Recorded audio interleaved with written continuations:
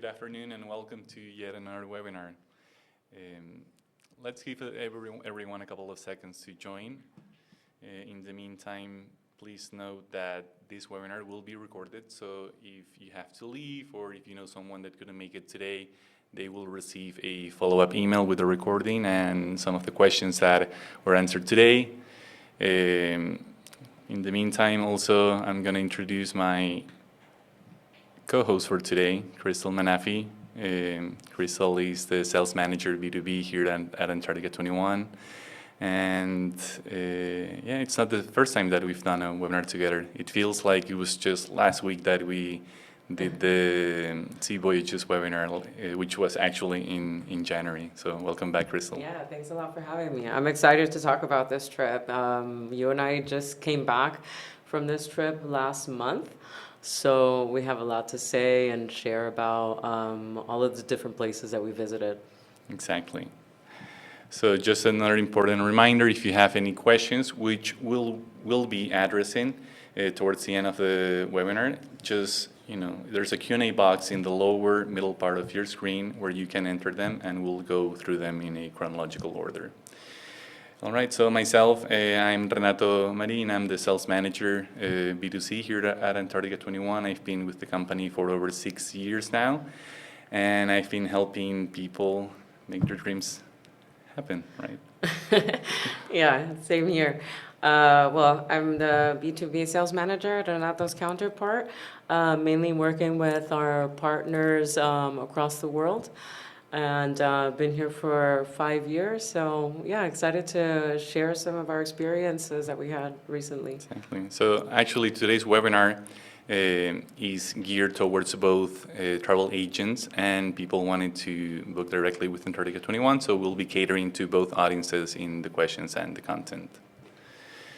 So like I was saying, our last webinar was about what we call the sea voyages, which are all these trips that do not include a flying leg. As you know, we're Antarctica 21, the pioneers of the air cruise model, and that is what we're mainly known for. But we also do trips that do not include a flying leg, like I was saying. And in particular, this time we want to talk about the Chilean Fjords expedition. And some of the topics that we will be covering throughout this webinar are, the uniqueness of these destinations, the itinerary highlights, the expedition vessels that we use for these trips, the adventures and the adventure activities that are included, some essential travel tips, and last but not least, some live question and answers. So first of all,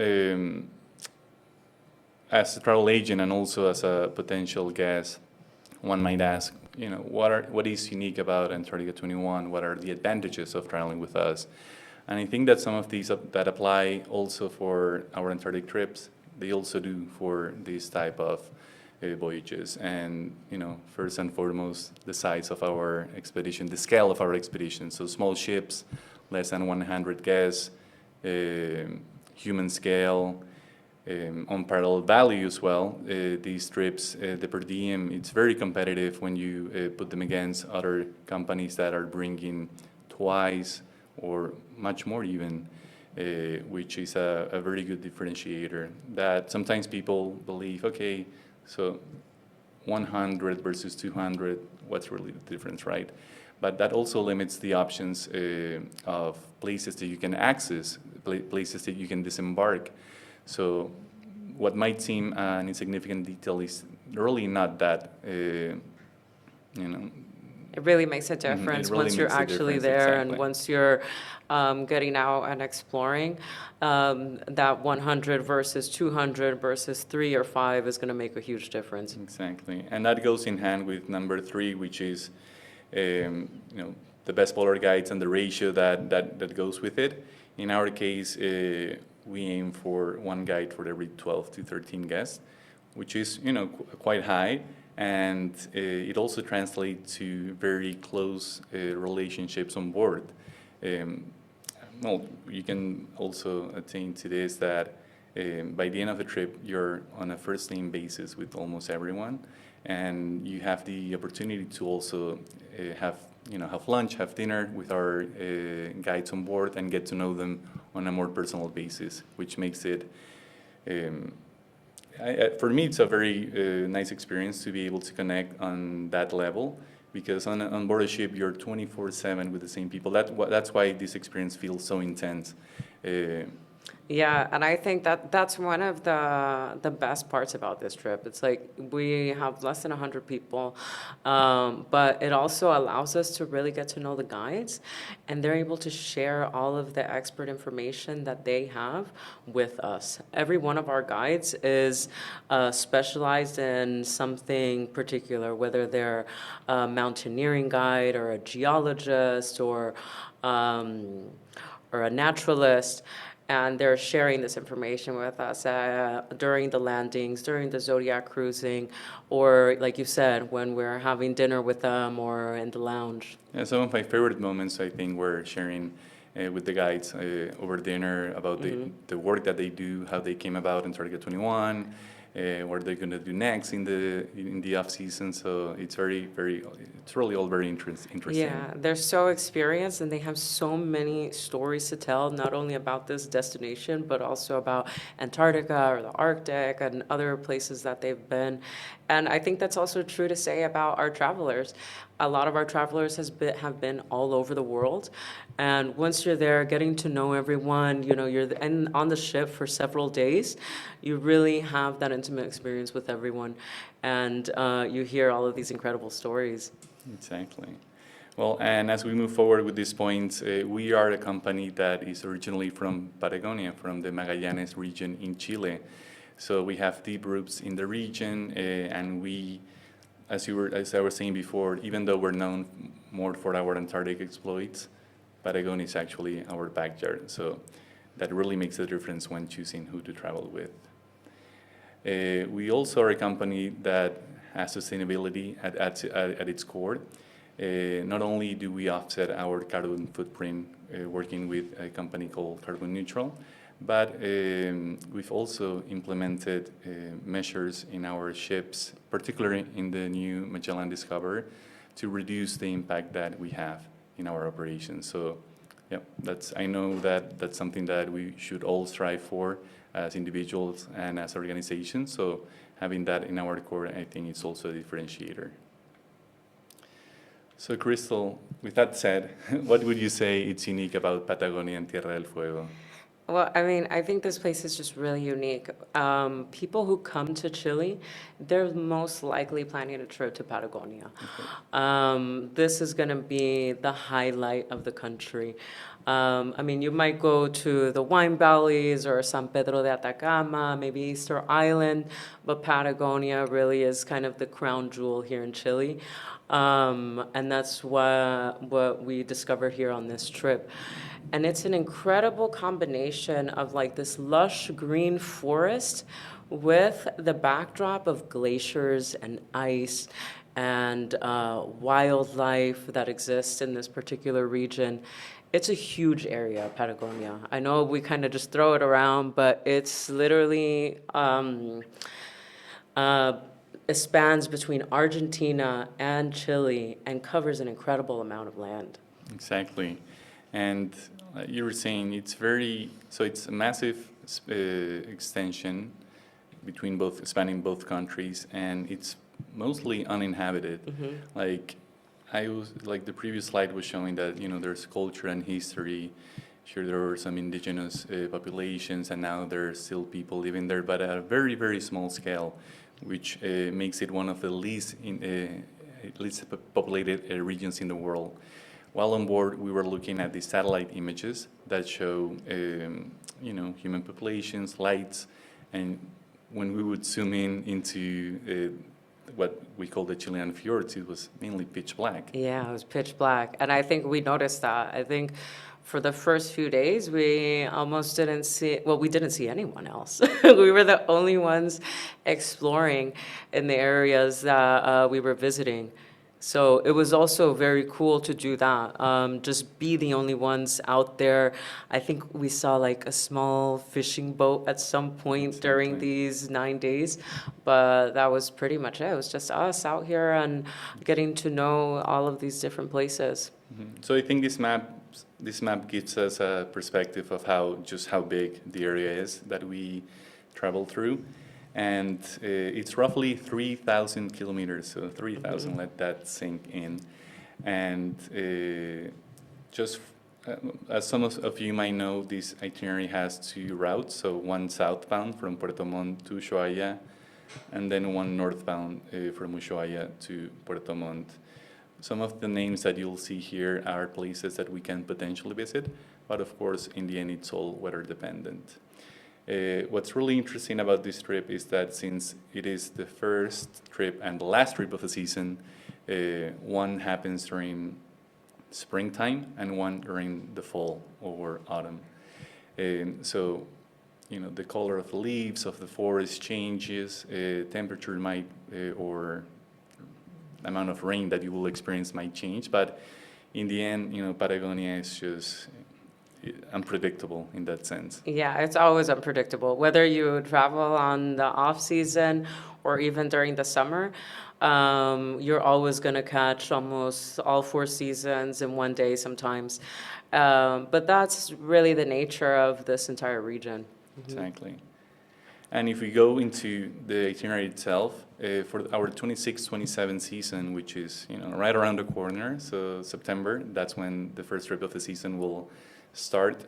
We are looking at a 9 days, 8 nights itinerary on the Magellan Explorer. Then we'll have the last trip of the season also on board the Magellan Explorer. But if we move forward to the 27-28 season, which is already available, there's a slight modification in there, Crystal. Not only will we have double the amount of trips, so that's 2 on each ship, 2 on the Magellan Explorer, 2 on the Magellan Discoverer, but the itinerary will have 2 extra days. Why is that? Well, if you notice, we're going to add 1 full day in Torres del Paine.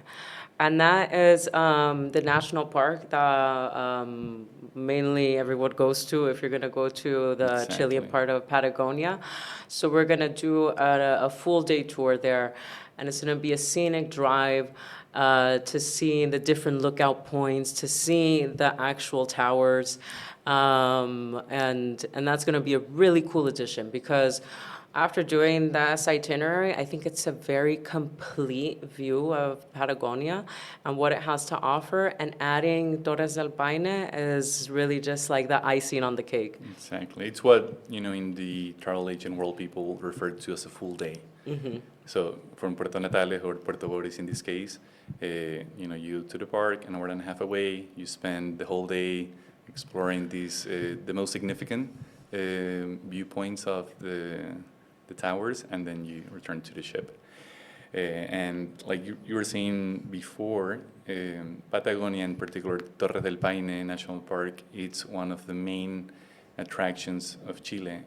So including that with this trip, which is mostly inaccessible through land, it's just, it's an amazing trip. Like you'll be covering a lot of ground, a lot of attractions that otherwise would take a long time to visit.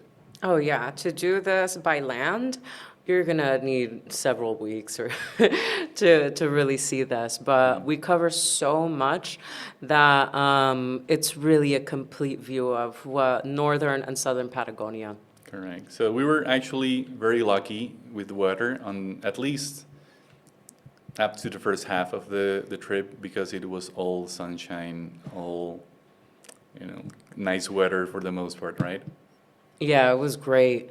And I feel like this really set the tone for the trip. This was actually our first landing. Mm-hmm. And it was right in the morning. We saw this incredible light hit those mountains and took the Zodiacs out to this, to be a glacier. And here you see that contrast. You see the ice and you see the forest, and we were able to walk through And it was really cool because here we started hearing all of the glacier calvings. Correct. We didn't actually see it, but we could hear it in the distance, and it really just stopped everyone. Everyone was like walking up the hill and suddenly just stopped to look. It was very cool. And just to take a step back, so our trip started in Ushuaia. So first day, 3 p.m. we are at the pier. We embark, set sail towards Puerto Williams, which is actually on the other direction, but we have to clear the customs, and then we go back through the Beagle Channel, sail into the night, and then the next day, this is where we Exactly. end up with. And as we move forward, it just seemed that every little glacier was more spectacular than the one before. My particular favorite was the Garibaldi Glacier and the fjord. The ice there, as you can see from this picture, was very broken up. So pushing forward on a Zodiac, it was very slow, but it also allowed us to absorb all this knowledge from I think we were on the same Zodiac on this particular day from Cuba, as he was explaining how fjords, how valleys are formed as through thousands of years, glaciers move forward and they shape the rocks around it. I'm no geologist, but it's all very interesting to observe while you're at that particular place, right? Yeah, and that's one of the cool things about all of our trips. Like, we are constantly with a guide who is telling us all of the stories behind the places that we're at and giving it this context. This is one of my favorite places too. Mm-hmm. It's so icy, but we were still able to navigate with the Zodiacs, and that was one of the cool things about Zodiac cruising, is because you get to get closer to some of these places that you wouldn't be able to on the ship. Exactly, and also one of the cool things is that while you might be it might be unknown to you that glaciers, sometimes they all come from the same ice fields, right? And these first few days, we were looking at glaciers that come from the Darwin mountain range. So they're basically the same one, they just have different, they go into different fjords. So we call them Garibaldi, we call them Pia, we call them Pupup, and so on, right? And then I think even though it was hard to beat the Garibaldi, when we landed at Vergara Glacier, the backdrop looked kind of like Torres del Paine, and as we were walking, this very soft walk with this very ancient forest on the right side, it just kept getting hard to beat. Like every day, it kept getting better. Yeah, I think that's really true. And I think what's really cool here was this forest. Like, you could tell that it was ancient. And literally, this forest is thousands of years old, that's been, like, untouched. And you walk through it, and literally the soil is soft below, just because of all of the foliage that has been built up over so long. Mm-hmm. But yeah, as we continue, like I was saying, like the expectations were so high already that it was hard to know what to expect afterwards. But Bernal Glacier, for me, one of the coolest things was that we were able to see, I don't know if we have a picture of that, of a kingfisherman, right? No, the ring kingfisher. Yeah, exactly. And that bird is not easy to spot just anywhere. So we were really lucky. It actually welcomed us into the park. It's just waiting for us. As we disembarked from the Zodiacs, right? Exactly. But this was really cool because we got really close and was able to walk up to where the glacier ends here on the beach. I think this was one of the longest walks from where we disembarked to the glacier itself, which was nice, to stretch your legs after, some time on board the ship. Which on this itinerary, it's something that, as you saw on that map that we showed before, it's a long distance to cover, 3,000 kilometers. So there's a bit of sailing in between each spot, and luckily enough, we were able to disembark pretty much every day, but sometimes you just have to push through. And also that same day, we were able to see this sea lion colony. And, for some, as we got towards the middle of this itinerary, PL11 was the standout, what they were looking for, right? Yeah, and I think this was one of the highlights, because this is where you see like how massive these glaciers really are. I mean, you could kind of get some perspective with this photo with the Zodiacs, but this is literally the largest glacier in South America. Correct.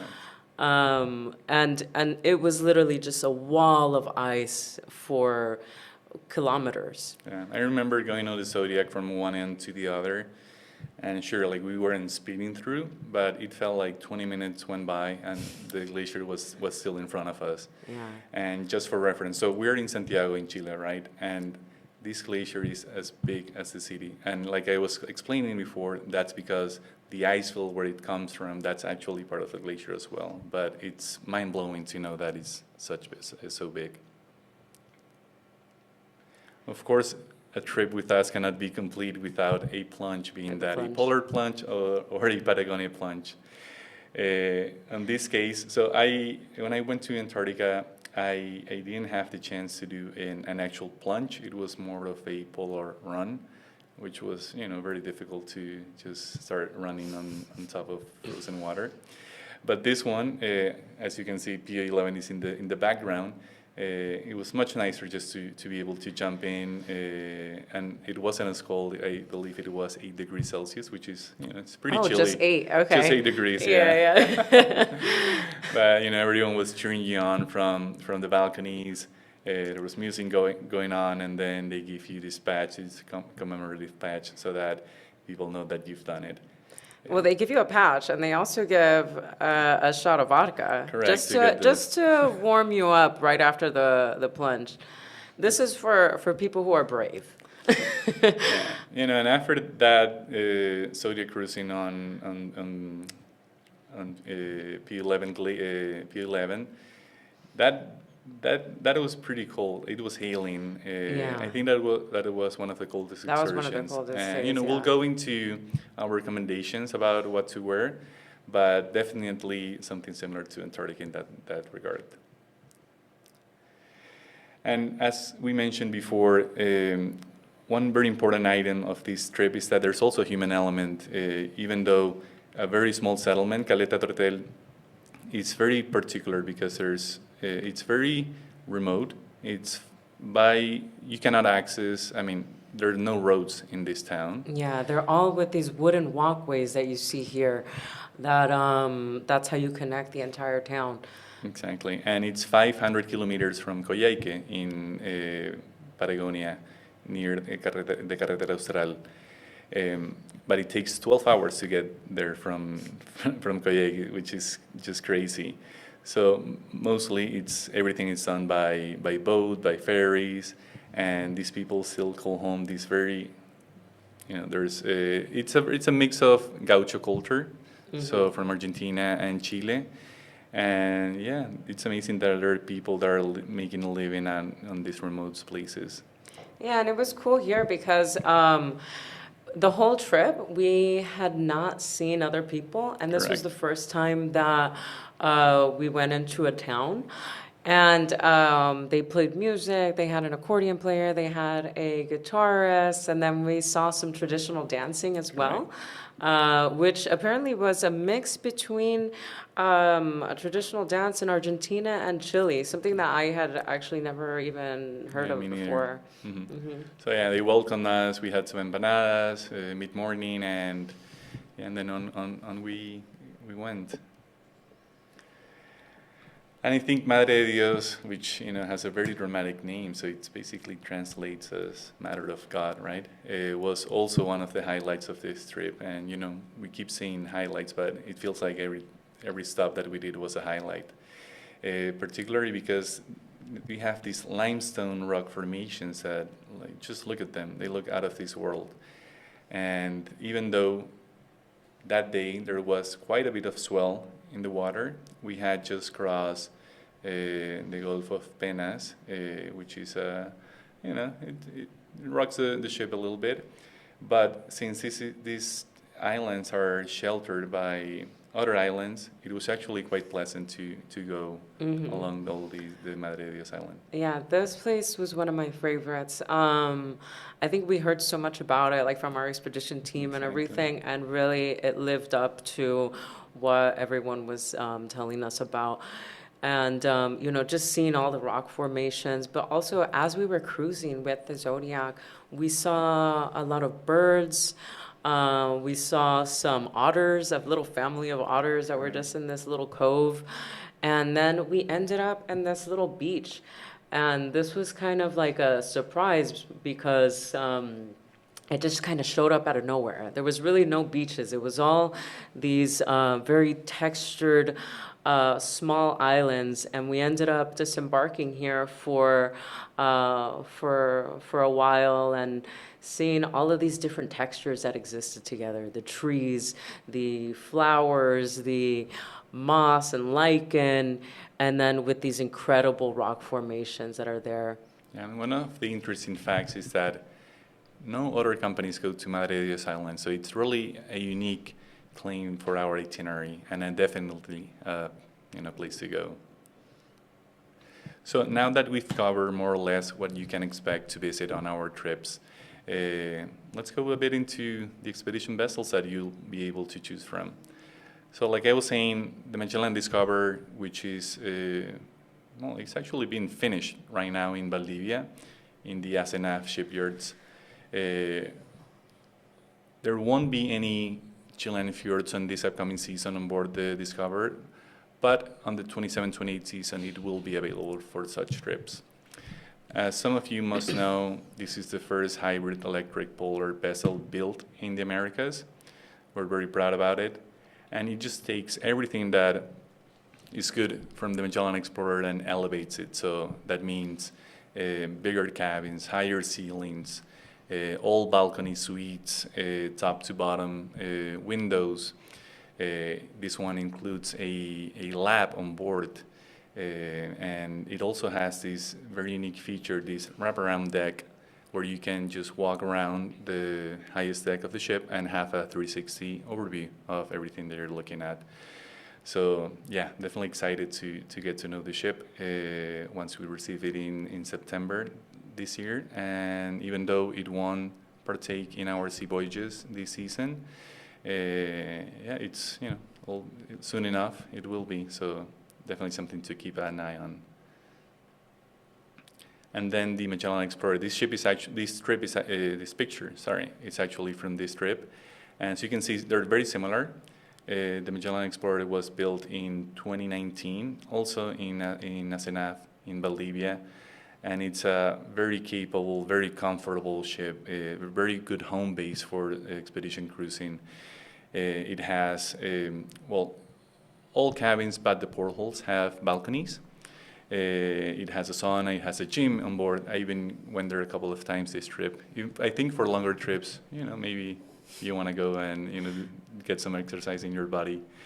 But in any case, on both ships, you can expect same occupancy. That means for these trips that do not include a fly, we use the full capacity of the ships, that is 96 guests. Which is still less than 100 passengers, and it put us in a category in expedition cruising that leaves us maybe with one or two other companies that doesn't necessarily operate trips in these regions. And then when we mention adventure activities, you can imagine, sea kayaking, Zodiac cruising, hiking. In the case of sea kayaking, this is an additional activity. So it's made out of two groups of up to 10 participants. You have to be able to swim, you have to be 15 years old, and you have to have done it at least once before. And how it works is that people that sign up for the sea kayaking, they go out first before general disembarkation. So that's 15, 20 minutes before. You go out, you suit up with your dry suit, go down to the mud room, and then you are on your way. And for an hour and a half, if the conditions are right, you are kayaking, and then you rejoin the general group for the landing, wherever they are. And you alternate between group 1 and group 2, depending on the conditions. And it's something that we recommend to inquire at the time of reservation. Yeah, this is something that's really popular among the people who travel with us. And like Renato said, we have a limited capacity of just 20 per departure when we do offer sea kayaking. So it's definitely important to inquire about that when you make your reservation. Correct. Yeah, and I think what's unique about sea kayaking is that the vantage point that you have, and the speed that it's all very natural. It puts you on a different perspective. Even when you compare it with Zodiac, which is, you would say, similar. But, it's a very intimate experience and something that I would recommend 100% if you're into that.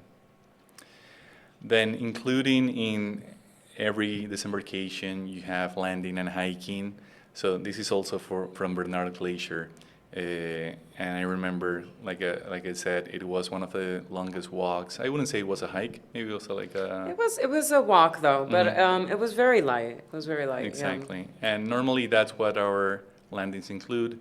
Some light hiking or extended walk so that you can take in the surroundings or get to the point where we want to go, which in this case was a glacier. Yeah, and also like at every landing, we do have walking poles. Correct. In case anyone does want to use that. Mm-hmm.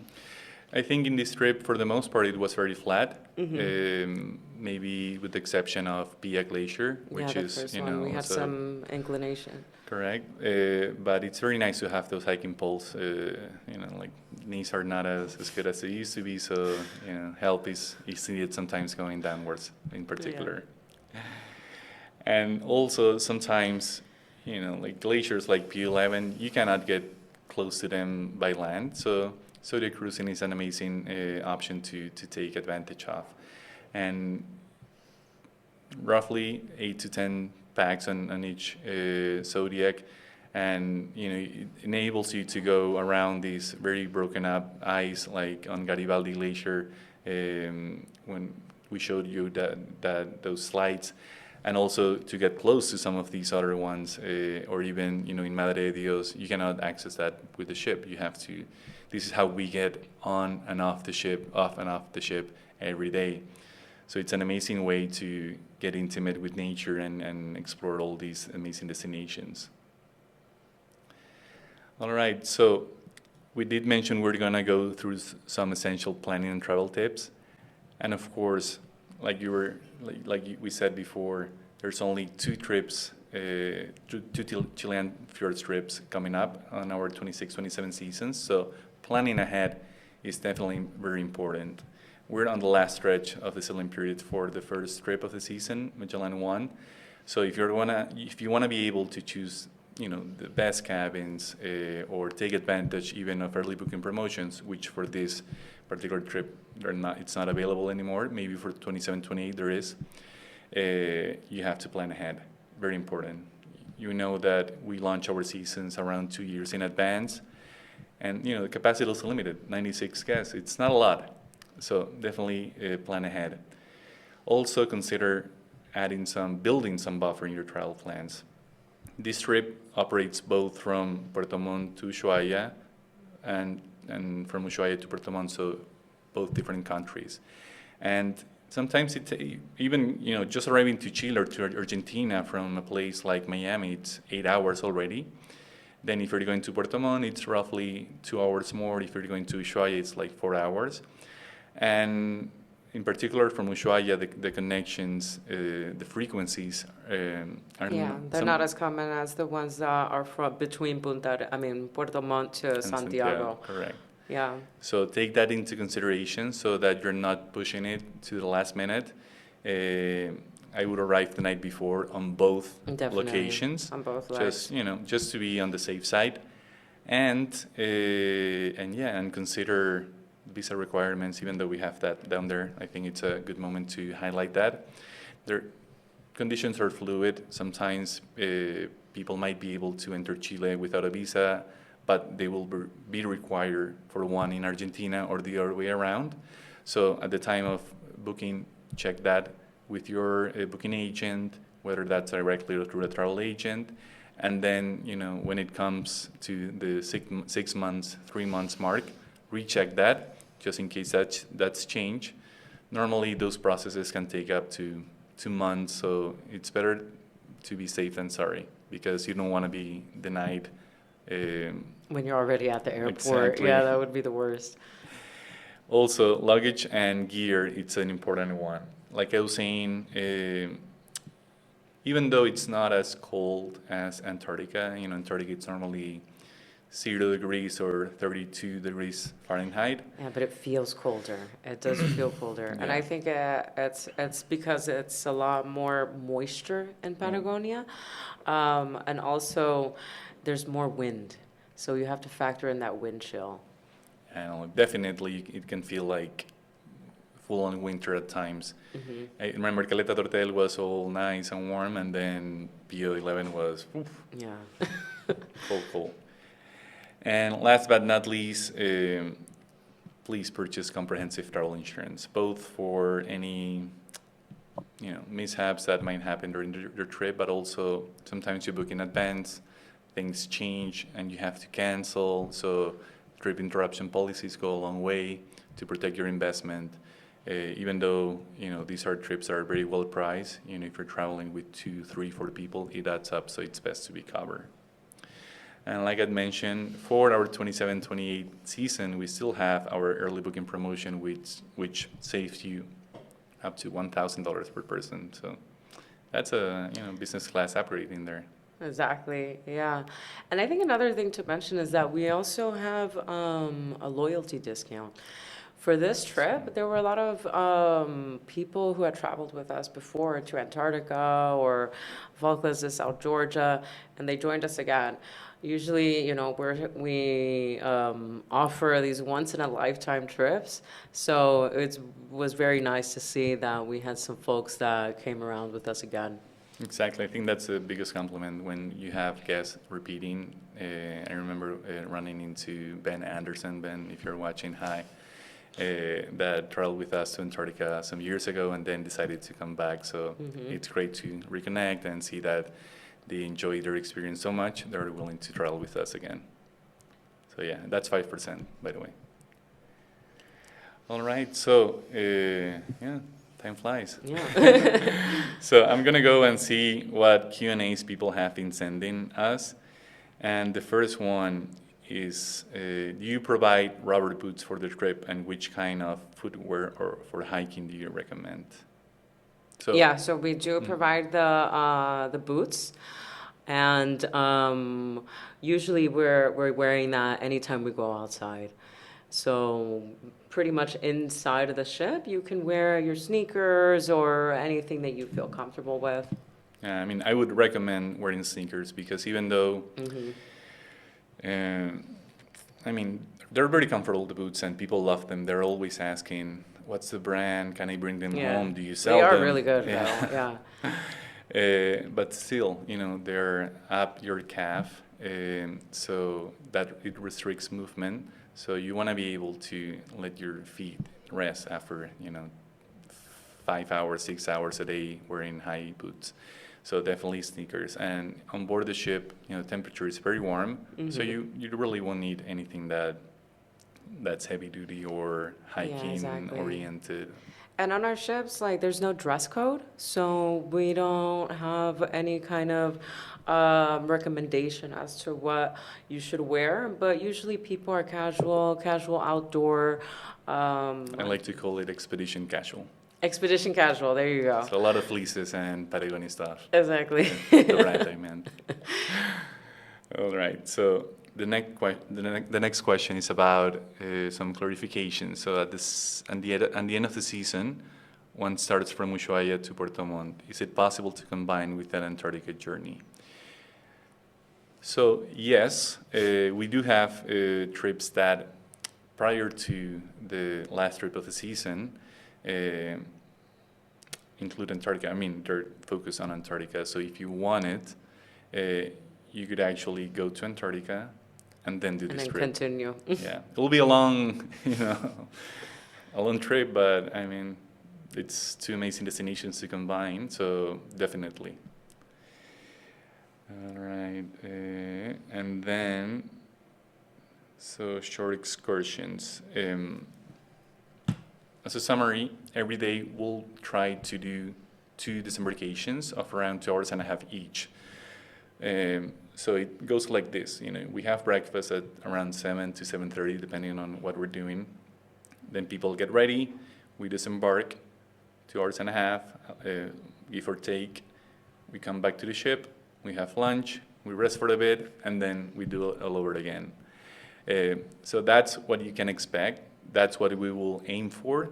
But know that, in particular in an itinerary like that, where there's a lot of sailing involved, sometimes that might not be possible because of the weather. But yeah, it's a very, and I think we're discussing this later, it's very active. It's very active, it's very dynamic. So, the excursions are going to range between the Zodiac cruising or actual landings where you're able to walk around. But really, it's packed with activities. I think the first few days we were out 2 times a day. And the one day that we had an afternoon free, I think everyone was just very happy to have a few hours to just lounge around and either rest or have a drink in our panoramic lounge. Exactly. So related to that, there's a question about activities on board, like photography workshops. Well, there are presentations every day. So I did mention that we are aiming for 2 disembarkations per day, and then also included every day there's a recap before dinner. And sometimes when we're not able to disembark, we'll have presentations about photography, mammals, wildlife more broadly, history, and anything that helps our guests to give context to the experience that they're living at that moment. And I think people really enjoy those on board. They do. They were really cool. There are also some more casual ones about the staff, because you end up bonding so much that it becomes a topic on board, right?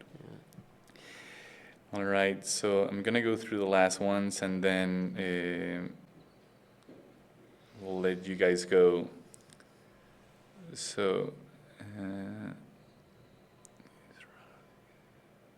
Is there a separate mud room, heated, and where do I store my expedition outfit? Yes, so there's a mud room. It's on the bow of the ship, so I wouldn't say it's heated, but after you've been outside, it feels like it's heated. It feels warm after you've been outside. So yeah, you could say so.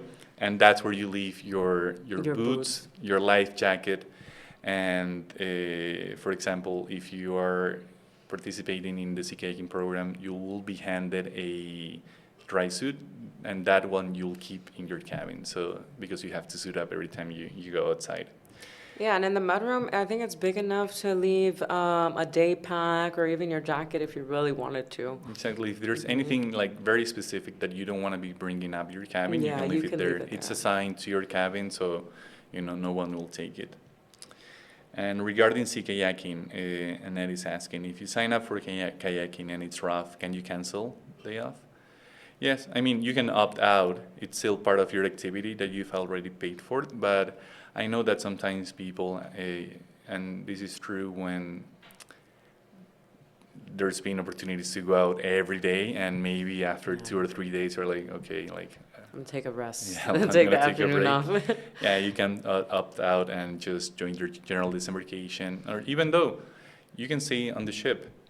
There's also people that sometimes need a break. Yeah, anytime. At any time. You don't have to participate in everything if you don't want to. There's a library on board. The lounge is amazing. You can have a coffee there, have some snacks, and just wait for everyone to come back. Yeah, and even with the presentations that are in the lounge, you can actually stream them from the app that we have, in case you just want to listen to the presentations or the lectures from bed. Yeah, and being horizontal. Yeah. All right, so this one I think it's quite good. Is seasickness a significant issue? So, in all honesty, I didn't think this was a particular problem. Although, sure, it's 3,000 kilometers that you have to navigate from between those 2 points. And there are going to be times where we go out to open seas and, the ship is going to move a bit. But I didn't believe it was to the point that, you can compare it to the Drake Passage or anything like that. There is sea sickness medication on board available to you. So if it happens that you're crossing, for example, the Gulf of Penas overnight, I recommend you take it. Just because, you'll be able to rest better, and then the next day it won't feel as, the energy was drained during the night.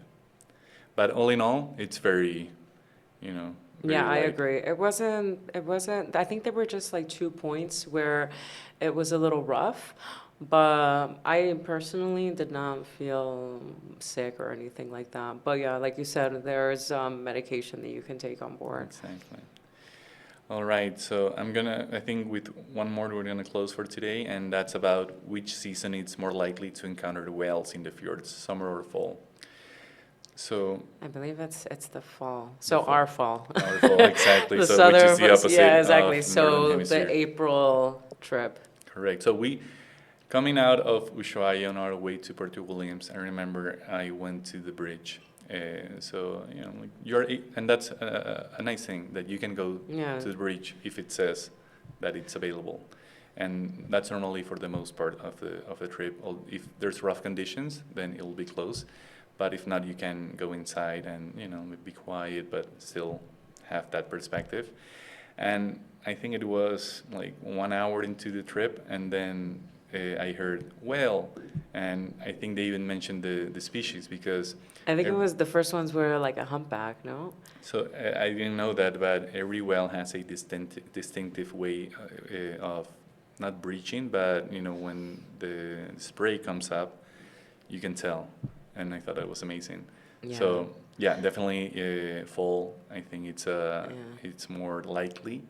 That you'll see more whales. See whales. Mhm. But yeah, but that's also a cool thing about the trip is like during the every day, the captain will let us know if there's wildlife outside, whether it's whales.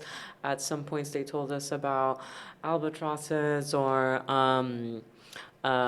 condors that were flying above, and you have opportunities to look out of the window and just see them there. Definitely, like Or even go out onto the deck. well, you have to be on the lookout. Mm-hmm. You'll be falling asleep for a nap, and then the PA system will go off telling you that they've sighted something on starboard on the port side. So yeah, be ready. Yeah. All right, Crystal. Well, I think that's it for today. Thanks for hosting this one with me. Yeah, Thanks thank you everyone for having me for again. joining us. It's been great. And yeah, be on the lookout for the follow-up email with the recording and the questions in a couple of days. All right, thanks. Thanks. Have a Bye. good afternoon.